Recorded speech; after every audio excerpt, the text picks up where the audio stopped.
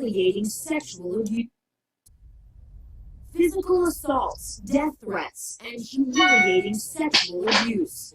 This is what the Senate Intelligence Committee lays out in its so-called torture report, a sweeping, damning indictment of the enhanced interrogation techniques secretly used by CIA officials after 9/11. History will judge us by our commitment to a just society governed by law and the willingness to face an ugly truth and say never again. The report, 5 years in the works, looks at 20 specific cases written after reviewing 6 million pages of internal CIA records. The committee's conclusion is that the approved enhanced interrogation techniques were not effective.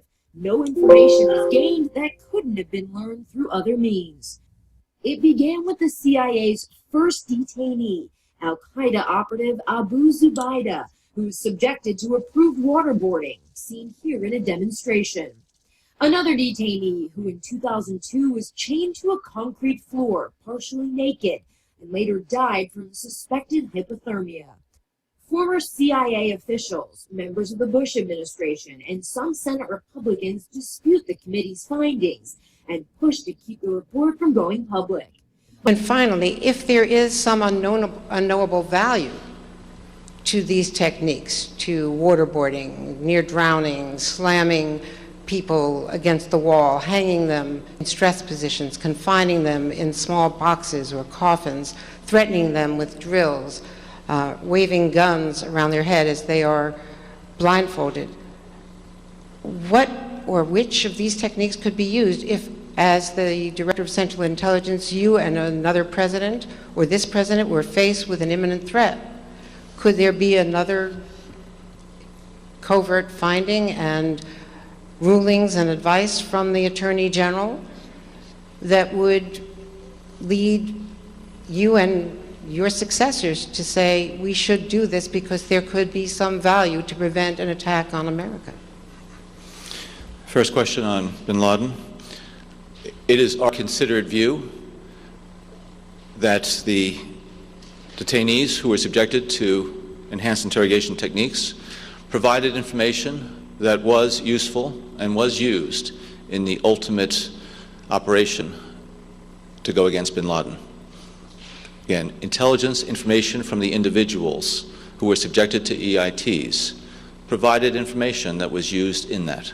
Again, I am not going to attribute that to the use of the EITs, just going to state as a matter of fact the information that they provided was used.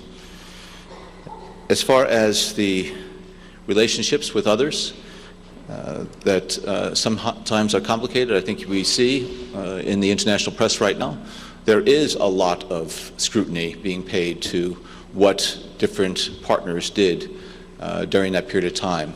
And I think there's a lot of hyperbole that is now fueling the discussion, the debate, and also then is harmful to continuing our intelligence cooperation, because there is a lot of exaggeration, misrepresentation of the facts, and therefore I think certain agendas being pursued.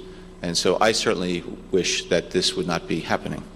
And then finally, as far as what happens if in the future there is some type of challenge that we face here, the Army Field Manual is the established basis to use for interrogations.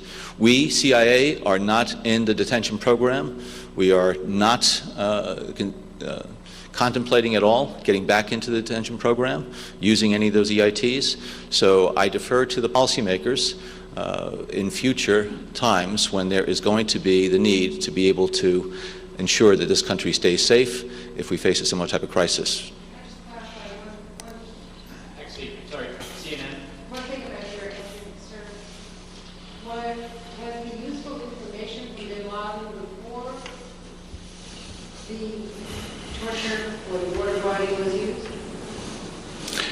There was information obtained subsequent to the application of EITs from detainees that was useful in the bin Laden operation.